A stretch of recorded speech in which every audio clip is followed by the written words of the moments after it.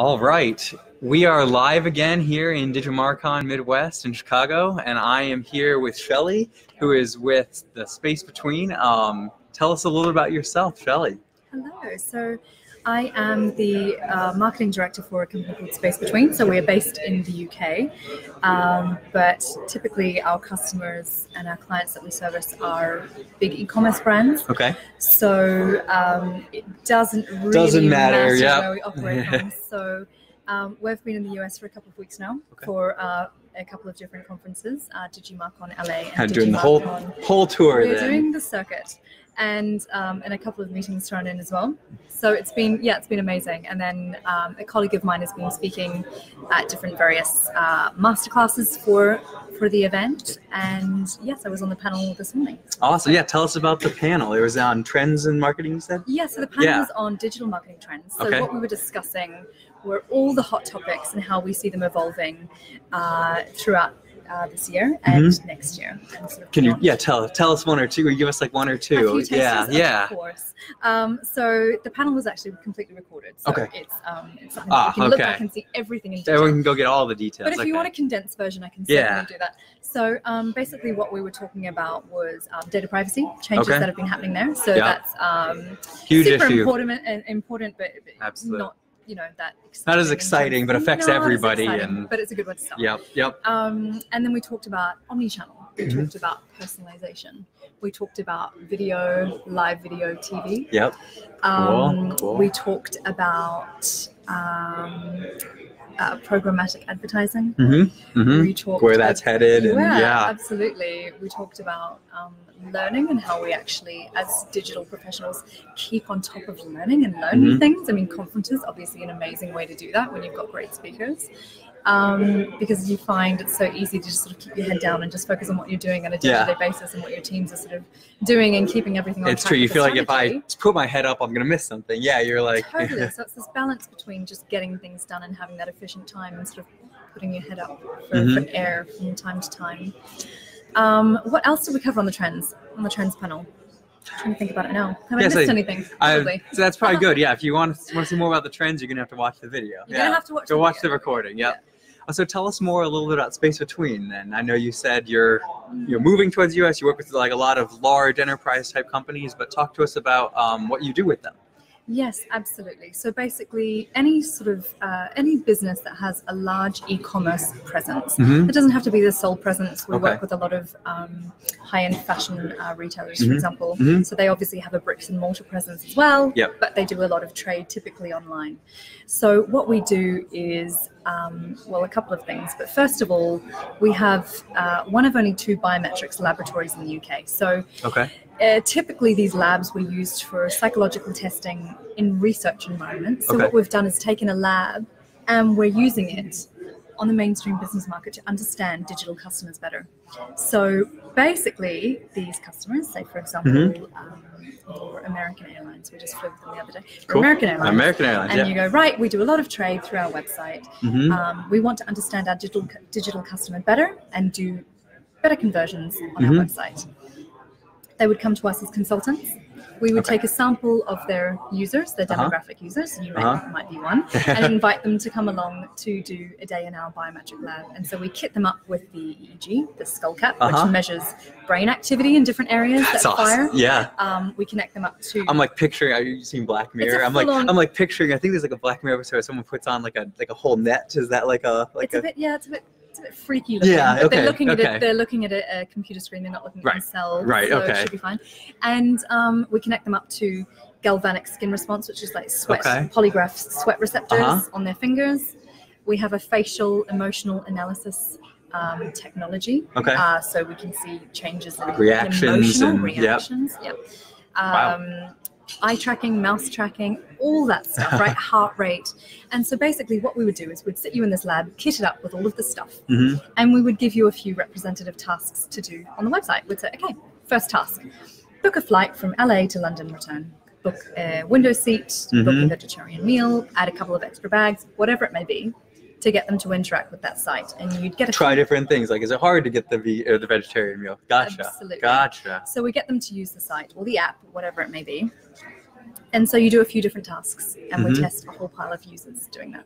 At the end, what comes out the back is really, really detailed reporting, which is like a roadmap for that business to then follow and implement in order to optimize their site for conversions. And it's all based on actual interactions that people are taking, actual reactions that they're having as they're trying to do it today, and so you can understand their frustrations, their very cool. Physiological responses. So the problem like when ones you they ask might not even be aware of. Like it's like totally, yeah. That's the problem is that you can do focus groups and all that sort of thing, but you're only measuring the tip of the iceberg because you're asking people what their conscious reactions are. And often you can say, what do you prefer? Which button would you rather click? The red one or the blue one? A or B? Most people go, I really don't care. Like that one or that one. But actually, when you measure brain patterns and responses online when people are doing things, actually physiologically, often there is a difference, and they don't really know why. It's a subconscious thing. So that's what we measure. Yeah, it's really interesting. And then we sort of go about the the roadmap with them and go, right, these are the priorities. These are the big ones you need to get out of the way first and foremost.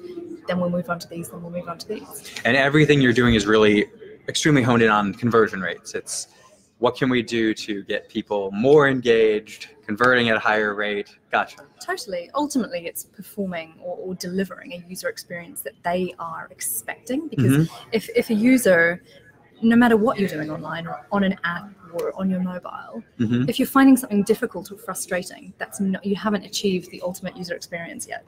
And we find, patterns with things, with how people just intuitively expect a button to be there or something to be there, and if it's not the case, then it's really annoying. So I feel like as like technology gets better and faster, like my patience has gone down. It's like you have no patience for anything like not working or not where you expected. Almost like zero tolerance. I expected it to be this way. Why isn't it? And it's like absolutely. So we're very discerning as consumers now, right? We're very demanding. We're very knowledgeable. We know exactly where to go if we don't like the experience that we're having. And so there's actually no time to get it wrong. And if you do, you have to fix it, in that first instance, or you're going to lose them. You can lose them forever. So it's really, really important. But ultimately, it comes down to improving online journeys, and that's what we do. I love it. Yeah. Can you share? I mean, I love that example you gave with, American Airlines, and I'm like picturing myself like thinking through all those decisions. What are some other like cool projects you've gotten to be a part of? Can you share any of those? Oh my gosh, yeah, loads. And the thing is, what I quite like is the variation in what we can actually achieve, because it doesn't matter. It's not limited to just travel and leisure, for example. It could be finance, it could be insurance, like I said, fashion. Who's not frustrated with banking situation? Yeah, right. It's like, and actually make that experience better. Yeah, totally. And they're almost like the perfect customer, really, because they're so data heavy, and you can't avoid them. Everyone's got to use something. Absolutely, and they've got huge budgets for these things as well. So they're almost like the perfect customer. The sort of the unsexy cousin of something and travel or leisure.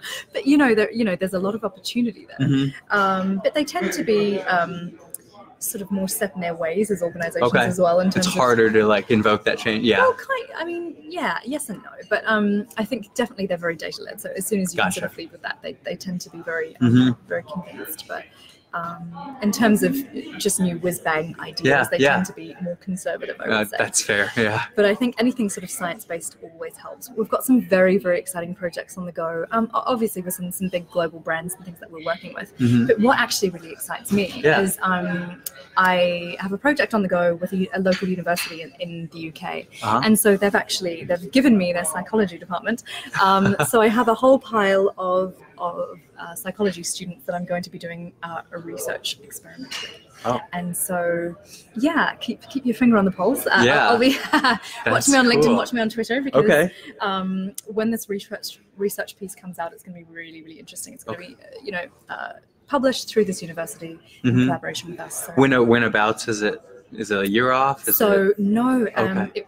will be this year. Oh, nice. Okay. I'm meeting them when I'm back in the UK. I'm meeting them in July, and we're kicking off the first phase of the research, the hands-on part. So it's all to do with e-commerce and things that we're going to learn about.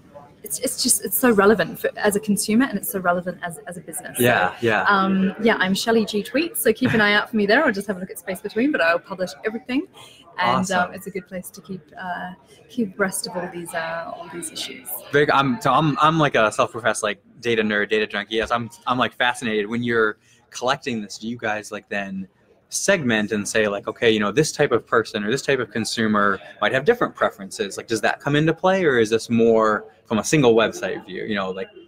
Yeah, it's very much for each client. Okay. And it can be very different. You can find very different things. And every site and every goal is different, right? Yeah. So when we talk about conversion optimization, it's what the goal is for that business.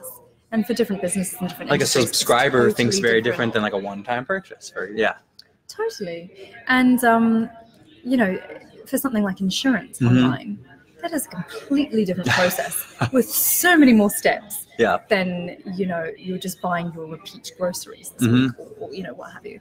So it's very different, but I like that variation. And for me in marketing, it's always finding, and definitely in what we do, being so scientific, it's a very healthy challenge for me to take something quite new, quite niche, quite science-based, and to translate it into a message for all these different customer groups. It's cool. It's very cool. It's fun. Yeah, it's a good challenge. Well, thank you so much for joining us here. Tell them again, you said your handles where they can find you and find this information coming out soon. I'm Shelley Grierson. You'll find me on LinkedIn. I'm very active on LinkedIn. You can find me with the hashtag LinkedInLadies, but also on Twitter, Shelley G Tweets. So that's SHELLEY G Tweets. All right. Thanks so much, Shelley. Enjoy the rest of the conference.